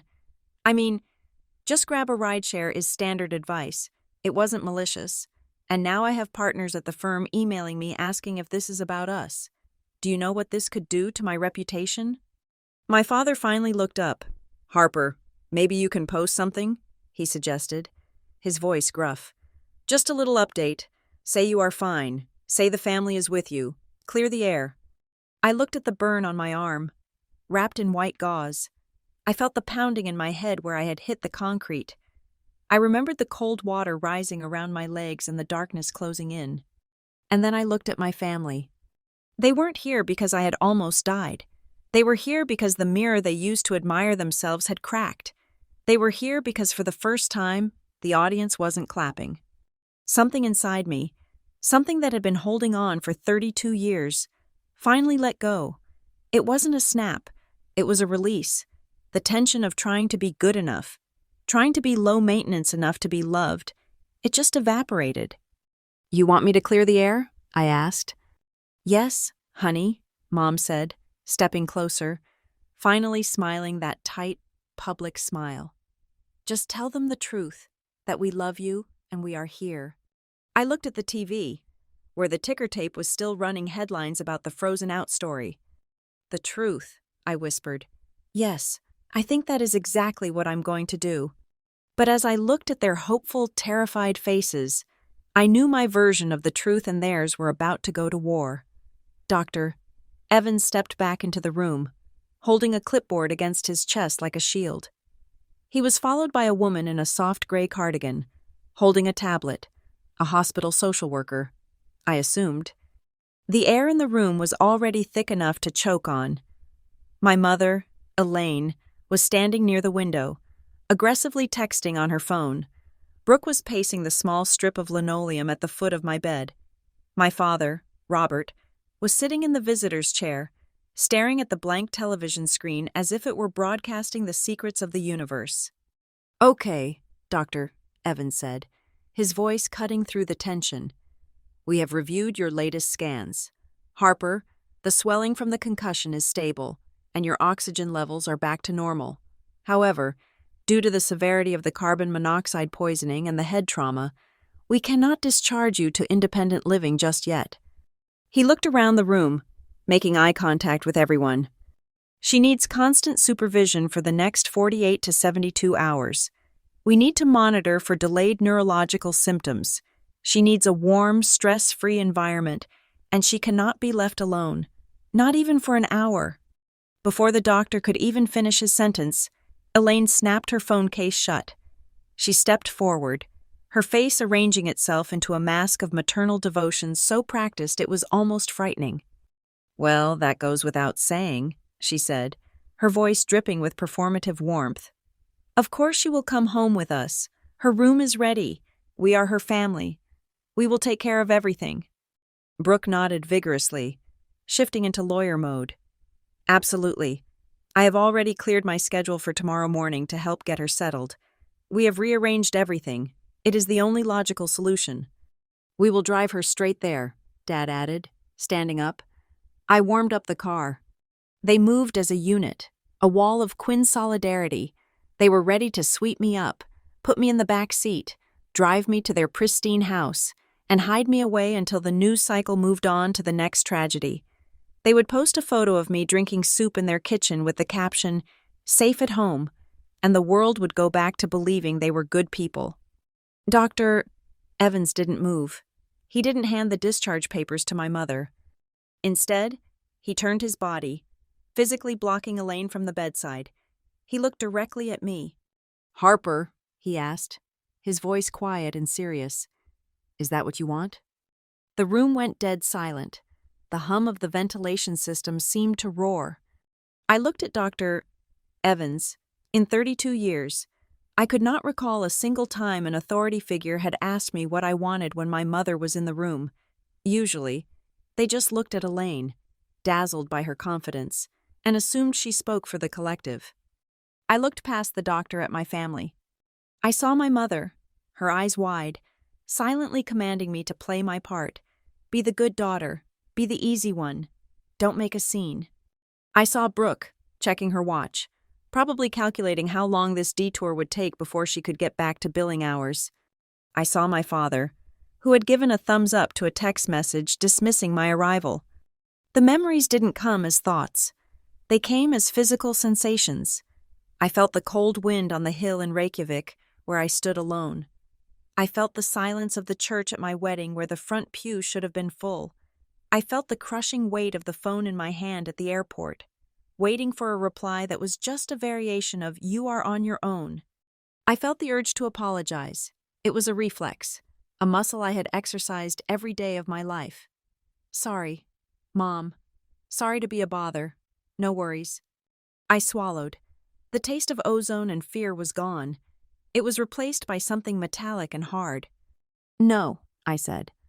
The word hung in the air. It was small, but it felt heavy. "I do not want to go home with you." Elaine let out a sound that was half gasp, half laugh. "Harper, don't be ridiculous. You are confused. The concussion is making you irrational." "I am not confused," I said. I sat up a little straighter, ignoring the throb in my temples. "I am more lucid than I have been in years." "You are embarrassing us," Elaine hissed, her voice dropping to that dangerous whisper she used when we were in public. "In front of the doctor, after everything we are doing for you, we are here, aren't we? We came to the hospital." "You came because people started asking questions," I said. My voice was steady. "You came because of the hashtag." "This is exactly what I'm talking about," Brooke interjected, stepping up beside Mom. "You have been reading those comments, haven't you? Harper, social media is distorting reality. People are blowing one text message out of proportion. You know we love you. You can't base a medical decision on some internet drama." I looked at my sister. It wasn't one text message, Brooke. It was a lifetime of them. We were busy, she practically shouted. I know, I said. You are always busy, but when I was lying on that basement floor, shaking so hard I couldn't breathe, waiting to die, I wasn't thinking about how busy you were. I was thinking about how you didn't care. We didn't know, Dad protested. Diane knew, I said. The neighbor, she watched the house, she noticed the lights, she called 911. You guys lived 20 minutes away and you didn't even reply to my text saying the heat was off. We didn't see it, Elaine cried. We were hosting the bridge club. Exactly, I said. You were playing cards while I was freezing to death. Elaine recoiled as if I had slapped her. You are being cruel. We are your family. Then why do I feel safer with strangers? I asked. The social worker, the woman in the gray cardigan, stepped forward. She had been watching the exchange with a professional, assessing gaze. She cleared her throat. Ms. Quinn, she said, addressing me. Given the situation, we have an alternative option. A local hotel, the Lakeside Inn, has reached out to the hospital. The owner saw the news report. He has offered a suite on the ground floor, free of charge, for 2 weeks. It has accessible bathrooms and climate control. She glanced at her tablet. Additionally, a local volunteer group, the Neighborhood Watch Alliance, has set up a roster. 2 retired nurses have volunteered to take shifts staying with you for the first 48 hours. People have offered to bring meals. You would be fully supervised, but you would be independent of your family. I felt a lump form in my throat. Strangers, people I had never met, the hotel owner, retired nurses, they had seen the story, and their instinct had been to help. I will take it, I said instantly. You cannot be serious, Elaine shrieked, her composure shattered. Harper, think about how that looks. If you go to a charity hotel instead of your own parents' house, you are confirming everything the news said. You are telling the whole world we abandoned you. She pointed a manicured finger at me. If you do this, you are publicly humiliating this family. I looked at the woman who had told me to keep my wedding off Facebook. The woman who had told me bringing my wife's body home was too expensive. The woman who had told me to plan better for my own tragedy. Mom, I said, they think you abandoned me because that is the truth. Harper, Dad started. No, I cut him off. I am done saying no worries. I am done figuring it out so you don't have to be inconvenienced. I turned to the social worker. Where do I sign? She handed me the tablet and a stylus. My hand was still bandaged, my fingers stiff, but I held the pen with a grip of iron. You are making a mistake, Brooke warned, her voice icy. You are burning a bridge you are going to need. The bridge burned down a long time ago. Brooke, I said, looking at the screen. I am just finally looking at the ashes. I signed my name, Harper Quinn. It wasn't just a signature on a discharge form, it was a declaration of independence. I handed the tablet back to the social worker. Please ask them to leave. I told Dr. Evans. I would like to get dressed now. Doctor? Evans nodded, turning to my parents. Mr. and Mrs. Quinn. Brooke, you heard the patient. You need to leave the premises. If you don't go voluntarily, I will call security. Elaine stood there for a moment, her mouth opening and closing like a fish. She looked at me one last time, waiting for me to crack, waiting for me to apologize and beg for her approval. I just stared back, my face blank, my eyes dry. Fine, Elaine spat. She grabbed her purse. Have it your way, but don't come crying to us when you realize nobody loves you like your family does. She spun on her heel and marched out. Robert followed, head down. Brooke paused at the door, gave me a look of pure, unfiltered resentment, and walked out. The door clicked shut. The silence that followed wasn't heavy. It was light. It was the lightest I had felt since the moment the doctor in Reykjavik told me Rowan was gone. Thank you, I said to the doctor and the social worker. No thanks needed, Dr. Evans said gently. The hotel shuttle is on its way. And Harper? Yes? You made the right call. I looked at the empty doorway where my family had stood, and for the first time in 32 years, I didn't feel the need to chase after them. I turned back to the window, watching the snow fall on Lakeside Ridge, ready to let the strangers in. The Lakeside Inn was not a five-star establishment. It had carpet that smelled faintly of lemon cleaner and paintings of ducks on the walls that looked like they had been bought at a garage sale in 1995. But to me, it felt like a palace. For the first time in days, I was warm. The heating unit under the window hummed with a steady, reliable rhythm. I woke up on my third morning there to a knock on the door. It was the housekeeping staff, a woman named Maria who knew my story because, apparently, everyone in Lakeside Ridge knew my story. She didn't look at me with pity. She looked at me with a fierce kind of solidarity. She handed me a tray. On it was a plate of scrambled eggs, toast, and a single yellow flower in a bud vase. Tucked under the vase was a handwritten note on hotel stationery. "We are glad you are still here." I stared at the note. 7 words. It took a stranger 5 seconds to write them. My mother had 48 hours while I was in the hospital to say something similar, and she hadn't managed a single syllable of comfort. It was a strange realization that hit me as I ate the eggs, which were slightly overcooked but tasted like manna from heaven. The people who were supposed to love me, my blood, my DNA, saw me as a liability. The people who owed me nothing saw me as a human being worth saving. That afternoon, I attended my first session with Dr. Lena Hart. The hospital social worker had set it up. It was a grief support group specifically for people who had lost spouses young. We met in a small, carpeted room at the community center, sitting in a circle of mismatched chairs. I was terrified. I had spent my life protecting the Quinn family secrets. I had been trained to gloss over the cracks, to present the unified front. "My name is Harper," I said, my hands twisting in my lap. "I lost my wife, Rowan, last week. I expected the usual platitudes. I'm so sorry for your loss. Time heals all wounds." But Dr. Hart, a woman with sharp eyes and a soft voice, just nodded. "Tell us about the funeral, Harper." And I did. I told them everything. I told them about the empty pew. I told them about Brooke checking her watch. I told them about my mother complaining about the organ music. I told them about burying Rowan in the frozen ground of Reykjavik because my family told me bringing her home was a waste of money. I stopped speaking, waiting for the defense. I waited for someone to say, "Well, funerals are hard for everyone," or maybe they grieve differently. Instead, a man across the circle, a carpenter who had lost his husband to cancer, leaned forward. "That is not grief," he said, his voice rough. "That is cruelty." "It is abuse," a woman next to him added. "Neglect is a form of abuse. Harper, you were abandoned." The air left my lungs. Abuse. I had never used that word. I thought abuse left bruises. I thought abuse was yelling. I didn't know abuse could look like a polite text message or a thumbs-up emoji.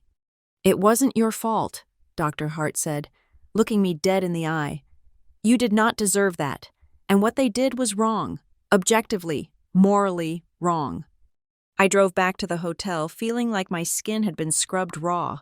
It hurt, but it was the good kind of hurt, the kind that comes when you finally clean out a wound that has been festering for years. That evening, Miguel Alvarez called. "Harper," he said, "the story isn't dying down. If anything, it is getting bigger. People are angry, but they want to hear from you, not just the victim in the B-roll footage. They want to hear your voice." I looked at the yellow flower on my nightstand. "Okay," I said. "I will do the interview, but I have conditions. We do not just talk about the storm. We talk about accountability. We talk about what happens when the people who are supposed to be your safety net cut the ropes." "Done," Miguel said. "I will bring the camera crew to the hotel tomorrow." I hung up and turned to my laptop. I had work to do. The insurance adjusters for the house needed documentation. They needed proof of occupancy, utility bills, and maintenance records to process the claim for the burst pipes. Since my own files were underwater, literally, I had logged into Rowan's cloud account. We shared everything. Her digital life was my digital life. I was scrolling through her archived emails, looking for a receipt for the pipe insulation we had bought last year, when a subject line caught my eye. Subject: Emergency Fund. Transfer to Mom. The date was from 2 years ago. I frowned. I clicked on it. It was an email from Rowan to Elaine Quinn. My mother. I was CC'd on it, but I must have missed it at the time, or maybe I had just trusted them so much I didn't pay attention. Hi, Elaine. As we discussed, I am transferring $8,000 to your secure savings account. Harper and I want to have a backup fund for rainy days, house repairs, medical emergencies, or if we ever need to travel urgently. Since you mentioned you have that high-interest account you don't touch, we would feel safer knowing it is there with you. You are the only one we trust to keep this safe for us. Love, Rowan. Attached was a PDF of a bank transfer confirmation, $8,000. My heart started to hammer against my ribs. $8,000. When I was in Iceland, begging them for help to bring Rowan's body home, the quote from the funeral director had been $15,000. I had scraped together everything I had, but I was short. If I had known we had $8,000 sitting with my mother, I could have brought her home. I opened a new tab. I navigated to the bank's portal. Because I was the executor of Rowan's estate, I had access to her full banking history. I pulled up the statement from that month 2 years ago. There it was, a transfer of $8,000 to an account ending in 4429, Elaine's account. I needed to see if it was still there. Maybe she had just forgotten? Maybe she was keeping it so safe she didn't realize I needed it. I called the bank. It took 20 minutes of navigating automated menus and security questions. But finally, I got a representative on the line. I explained that I was trying to trace an asset for an insurance claim. I gave them the transfer reference number. "One moment. Ms. Quinn," the voice said. I waited, my leg bouncing nervously. "Okay, I see the transfer," the representative said. "It went into a joint holding account. However, that account is not active anymore." What do you mean? I asked. "The funds were withdrawn," she said, 3 weeks after the initial deposit. "Withdrawn?" My voice went cold. "By whom?" "The account holder, Elaine Quinn." "Where did the money go?" "It looks like it was transferred to a payment portal for, let me see, Serenity Springs Luxury Resort and Spa." The room spun. Serenity Springs. I remembered that trip. I remembered it vividly. 2 years ago. My mother had gone on a week-long wellness retreat with her bridge club friends. She had posted photos all over Facebook. Photos of her in a white robe holding a cucumber water. Photos of her getting a hot stone massage. Photos of a 5-course dinner. She had told us she won a discount package. She had bragged about how thrifty she was. She had spent our emergency fund. She had taken the money Rowan, sweet, trusting Rowan, had sent her for our safety, and she had spent it on massages and facials. And then, 2 years later, when Rowan lay dead in a foreign hospital and I was begging for help, Elaine had told me not to be dramatic about money. She had told me to choose the cheaper option. She didn't just refuse to help. She had stolen the very means I could have used to help myself. I sat back in the hotel chair. I felt like I was going to vomit. This wasn't just neglect. This wasn't just being busy. This was theft. This was financial abuse. This was evil.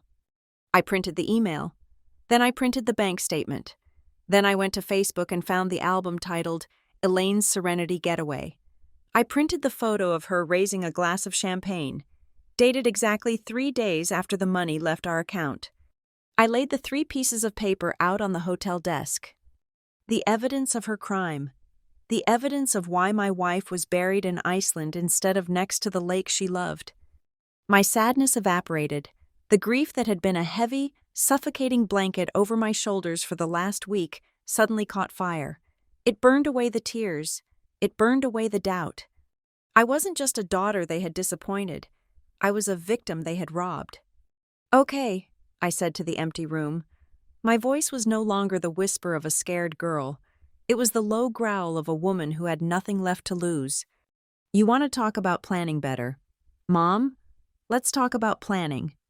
I picked up the phone and dialed Miguel's number again. "Miguel, I said when he answered. "Bring a scanner when you come tomorrow. I have some documents I think the camera needs to see." "What kind of documents?" he asked. "The kind that sends people to jail," I said. "Or at the very least, the kind that burns a reputation to the ground." I hung up. I looked at the photo of my mother smiling with her champagne. "No worries," I whispered to the paper face. "I figured it out." The office of Jordan Blake was nothing like the glass and chrome fortress where my sister Brooke worked. It was in a converted brownstone, filled with the smell of old paper and strong coffee.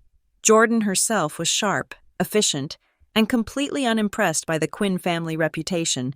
She sat behind her desk, reviewing the stack of papers I had printed at the hotel. The email from Rowan, the bank transfer receipt, and the photo of my mother toasting with champagne at Serenity Springs. Jordan took off her reading glasses and looked at me. "This is not ambiguous. Harper," she said, her voice low and firm.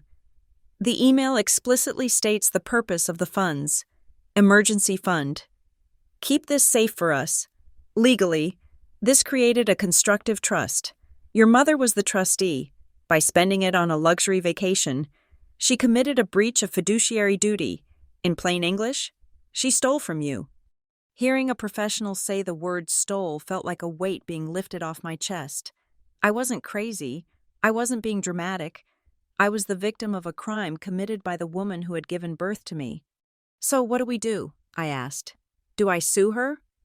"We could," Jordan said, leaning back, "but a lawsuit takes time, and given the amount, $8,000 plus interest, it might cost you as much in legal fees as you would recover, and Brooke knows that. She is counting on you not having the stamina for a court battle." Jordan tapped a pen against the desk. "I propose a different strategy. We send a demand letter. We demand the immediate return of the principal amount plus statutory interest. But we add a condition that makes it about more than just money." "What condition?" "We demand that the check be made payable not to you, but to a newly established charitable fund," Jordan suggested. "We can set it up today, the Rowan Hale Memorial Fund." I felt tears prick my eyes. What would it do? "It would provide emergency microgrants for LGBTQ+ students studying or working abroad," Jordan said. "For kids who get stranded, for kids who need a plane ticket home when their families turn their backs. We turn the money your mother used for a spa weekend into a lifeline for people like Rowan." It was perfect. It was poetic justice. It took the weapon my mother had used to hurt us and turned it into a shield for someone else. "Do it," I said. "Send the letter." While Jordan drafted the legal artillery, I went to work on the narrative war. Miguel Alvarez met me at a quiet diner on the edge of town. He looked energized. The story was still trending, but the Quinn family was fighting back. "They are doing damage control," Miguel warned me, sliding his phone across the table. "They sent an email blast to their church listserv and the neighborhood association. Look." I read the text. "Dear friends, as you may have seen on the news, our daughter Harper is going through a terrible mental health crisis following the death of her partner. The reports you see are heavily edited and taken out of context. Harper is confused and lashing out in her grief. Please pray for her clarity and for our family as we try to help her privately." "Confused," I read aloud. "Lashing out." They were gaslighting the entire zip code. They were painting me as the hysterical, grieving widow who didn't know what she was saying, and themselves as the long-suffering saints trying to manage me. "They are trying to discredit you before you speak again," Miguel said.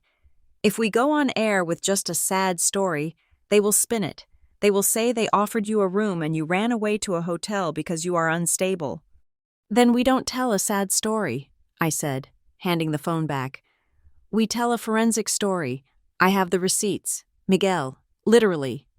We spent the next 2 hours outlining the segment. It wouldn't be a 3-minute fluff piece. It would be a deep dive into the phenomenon of the glass child, the family member who is looked through, ignored, and expected to be shatterproof until they finally break. The timing of our counterstrike was calculated down to the minute. 2 days later, my mother was scheduled to speak at the Lakeside Ridge Community Gala. It was her night. She was the chairwoman of the committee. She would be wearing her best gown, standing at a podium, talking about the importance of community support. Jordan arranged for a process server to be there. He didn't make a scene. He didn't storm the stage. He simply waited until Elaine stepped off the podium to applause, walked up to her while she was holding a bouquet of roses, and handed her a thick red envelope stamped Legal Confidential. "Served," he said, loud enough for the mayor and the head of the school board to hear. I wasn't there, but I heard about it. Diane Morales told me the color drained from my mother's face so fast her makeup looked like a mask. The letter inside was brutal in its simplicity. It laid out the evidence of the stolen $8,000. It included a photocopy of the resort invoice, and it gave her an ultimatum. Repay the full amount to the Rowan Hale Memorial Fund within 30 days and issue a written apology for the misappropriation of funds, or we would file a civil suit and the evidence would become public record. The fallout was immediate. My phone rang at 7 the next morning. It was Elaine. "How dare you?" she hissed. There was no hello, no preamble. "How dare you send a process server to the gala? Do you have any idea how humiliated I was? The mayor asked me if I was being sued." "You aren't being sued yet, Mom," I said, sitting on the edge of my hotel bed, drinking coffee. "You are just being asked to return property that doesn't belong to you." "That money was a gift," she shouted. "Rowan sent it to me." "To keep safe," I corrected. "Not to spend on hot stone massages. I have the email. Mom. Emergency fund. Do you know what an emergency looks like? It looks like your daughter needing to fly her dead wife home." "You are trying to destroy this family," she sobbed. It was a weaponized sob, the kind she used to get out of speeding tickets. "After everything we have done for you." "You did nothing for me," I said calmly. "That is the whole point. You took the money that was supposed to save us and used it to pamper yourself. That is not family. That is theft." I hung up. 10 minutes later, Brooke called. Of course, the bad cop, then the fixer. "Harper, this is ridiculous," Brooke said. Her voice was smooth, professional, the voice she used when negotiating a settlement. "Mom is a wreck. Look, we can make this go away. I can cut a check for the $8,000 today. I will wire it to you personally." "To the fund," I said, "and with the written apology." "We can't do an apology," Brooke said quickly. "That is an admission of liability, and it would look terrible if it got out. Here's the deal. I will wire you $10,000. That covers the principal and interest, plus a little extra for your trouble. But you sign a non-disclosure agreement, you drop the claim, and you never speak about the money or the text messages again. We kill the news story." I laughed. It was a cold, dry sound. "You want to buy my silence for 10 grand? I asked. "Brooke, you bill that much in a week. Do you really think my dignity is that cheap?" "It is a standard offer." "Harper," she snapped. "Don't be stupid. You are unemployed. You are living in a charity hotel, and your house is a wreck. You need the money. Take the deal. Sign the NDA. Stop this crusade before you really hurt yourself." "I don't need your money," I said. "I need the truth, and the truth is not for sale." "If you go on that show tonight," Brooke threatened, her voice dropping, "you are declaring war. We will cut you off completely. No inheritance, no contact, nothing." "You can't cut off someone you never held on to," I said. "Goodbye, Brooke." I turned off my phone. I stood up and walked to the mirror in the hotel room. I was wearing a simple black blazer and a white shirt. Around my neck, the silver chain held Rowan's ring. It rested against my collarbone, a cool, constant weight. Next to the ring, I had added something new. It was a small, silver USB drive on a jump ring. Inside that drive was everything. The screenshots of the group chat, the email about the emergency fund, the bank transfer records, the photos of the resort, the timeline of the calls I made from the funeral home that went unanswered. It wasn't just data, it was ammunition. I wasn't going to the studio to cry. I wasn't going there to ask for sympathy. I was going there to show the world exactly what happens when you push the easy child too far. I grabbed my bag and walked out to the waiting car. Miguel was waiting at the studio. The cameras were ready. The Quinn family thought they could spin the narrative because they had status and money. They forgot that the truth has a weight of its own, and I was finally strong enough to carry it. I arrived at the studio, the bright lights of the station humming with energy. A production assistant clipped a lavalier microphone to my lapel. "Check 1, 2, I said. My voice was steady. I looked into the dressing room mirror one last time. I touched the USB drive. "This is for you, Rowan," I whispered. The stage manager poked his head in. "We are live in 2 minutes. Harper, are you ready?" I turned around, my shoulders squared. "Yes," I said. "I am ready to tell them everything." The community hall was packed. Every folding chair was occupied, and people were standing in the back, leaning against the walls. The air buzzed with a low, electric hum of anticipation. I sat on the stage in a comfortable armchair, flanked by Miguel Alvarez and Dr. Lena Hart. A large projection screen hung behind us, currently displaying the title of the special segment, "When Family Says No Worries." I wasn't nervous. The fear had burned out of me in the basement. What was left was a calm, steady resolve. "We are live in 5, 4, 3, the stage manager counted down, pointing a finger at Miguel. "Good evening, Lakeside Ridge," Miguel said, his voice grave and professional. "We are here tonight to talk about a story that has touched thousands of you. A story about grief, survival, and the silence that destroys families." He turned to me. "Harper, take us back to that night." I took a breath. I didn't look at the camera. I looked at the audience. I saw faces I recognized. Neighbors, shop owners, parents from the local school. "It started with a funeral in Reykjavik," I began. My voice did not shake. I walked them through it. I described the gray sky over Rowan's grave. I described the silence of my phone. I described the cold house. Behind me, the screen flashed images, a photo of the frozen lock, a clip of Diane Morales pointing to the ice on the porch, a redacted medical report showing the carbon monoxide levels in my blood.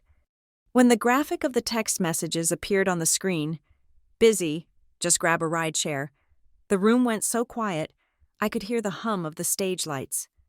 I lay on that floor for hours. I told them. I could hear the alarm beeping. I knew I was dying, and the last thing I thought was that I didn't want to bother anyone. Miguel leaned forward. "Harper, I have to ask, if, on that night, just one person from your family had driven the 20 minutes to come get you, would the outcome have been different?" "Yes," I said immediately. "I wouldn't have been in that house when the pipe burst. I wouldn't have been electrocuted. But more than that, I wouldn't have had to face the darkest night of my life thinking that I wasn't worth a car ride." A murmur rippled through the crowd. "But it wasn't just emotional abandonment, was it?" Miguel asked, cueing the next segment. "No," I said. "It was financial betrayal." I pulled a piece of paper from my pocket. "My wife, Rowan, wanted us to be safe. 2 years ago, she sent an email to the one person she thought would protect us." I began to read. I didn't use Elaine's name. I just read the words Rowan had typed. "Hi, Mom. I am transferring $8,000 to your secure savings account. Harper and I want to have a backup fund for rainy days. You are the only one we trust to keep this safe for us." I paused. I let the words trust and safe hang in the air. "That money was gone in 3 weeks," I said, looking directly into the camera lens, knowing Elaine was watching at home. "It was spent on a luxury spa vacation, and when I needed money to bring Rowan's body home for a proper burial, I was told it was too expensive. I was told to be reasonable." A woman in the front row audibly gasped, covering her mouth with her hand. The outrage in the room was palpable. It was a physical weight, shifting against the Quinn family. Then I saw him. Sitting in the 4th row, wearing a brown coat and a baseball cap pulled low, was my father, Robert Quinn. He looked pale. He looked smaller than I remembered. He wasn't looking at the stage. He was looking at his hands, which were clasped tightly in his lap. I didn't stop. I reached into my pocket and pulled out the silver USB drive. I held it up. The studio lights caught the metal, making it shine like a blade. I was taught that you keep family secrets, I said, my voice ringing out. I was taught that silence is how you protect the people you love, but I learned the hard way that silence only protects the person doing the wrong. It never protects the person getting hurt. I gripped the drive.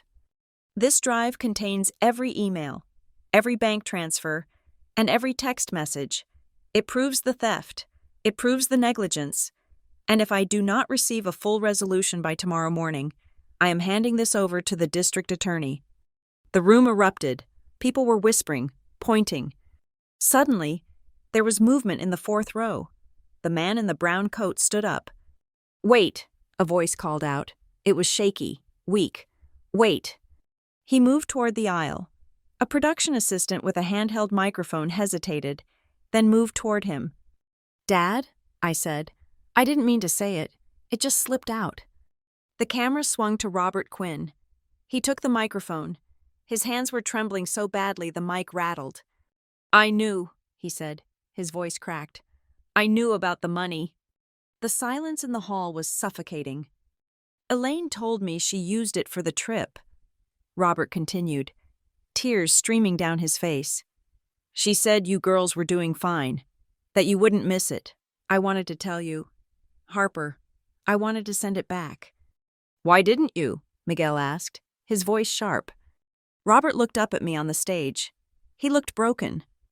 "Because facing your mother when she is angry," he trailed off, then took a breath.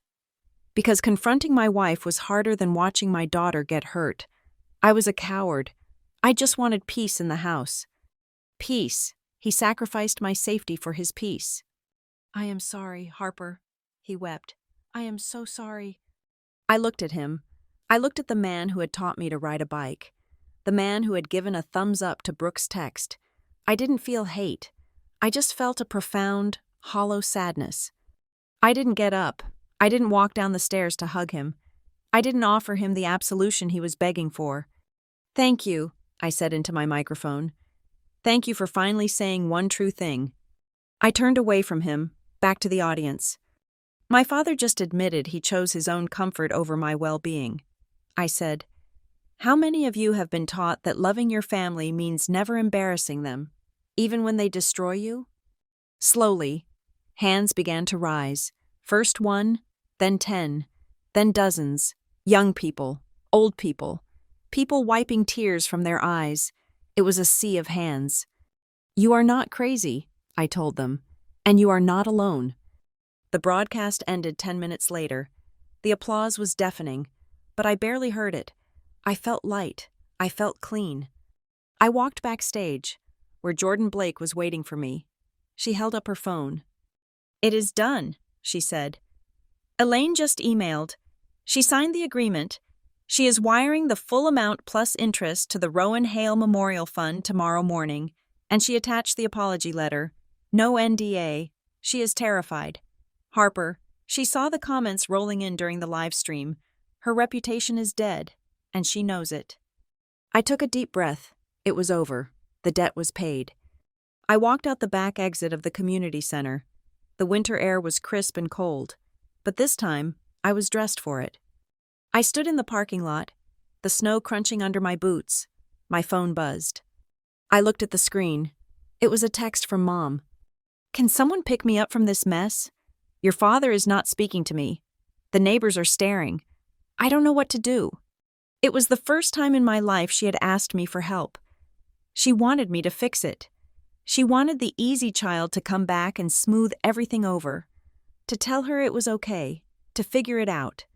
I smiled. It was a sad smile, but it was real. I typed my reply. "No, but you can learn to walk out of it yourself." I hit send, then I blocked the number. A horn honked lightly. I looked up. Diane Morales was sitting in her warm, idling car, waving at me through the window. I put my phone in my pocket. I touched the ring around my neck one last time. "We did it, Rowan," I whispered. I turned my back on the empty parking lot, on the Quinn family, and on the girl I used to be. I walked toward Diane's car, opened the door, and stepped into the warmth. Thank you so much for listening to this story. I would love to know where you are tuning in from. So please leave a comment below and share your thoughts on Harper's journey. If you enjoyed this, please make sure to subscribe to the Lila Revenge Stories channel, like this video, and hit that hype button to help this story reach even more people.